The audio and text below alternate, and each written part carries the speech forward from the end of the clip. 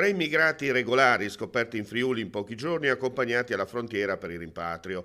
Si tratta di un cinese, un tunisino e un marocchino. Nel primo caso l'uomo non si era mai regolarizzato, negli altri due invece erano persone prive di documenti. Il cittadino cinese era stato rintracciato il 12 aprile scorso e nell'occasione, stante l'indisponibilità di posti presso un centro di permanenza per rimpatri, era stata applicata la misura alternativa del trattenimento del passaporto rilasciato dalle autorità cinesi. Il 17 aprile è stata fissata presso il locale ufficio del giudice di pace l'udienza di convalida del provvedimento di accompagnamento alla frontiera e nella stessa data è stata eseguita la misura. L'uomo è stato portato all'aeroporto della Malpensa con destinazione Shanghai.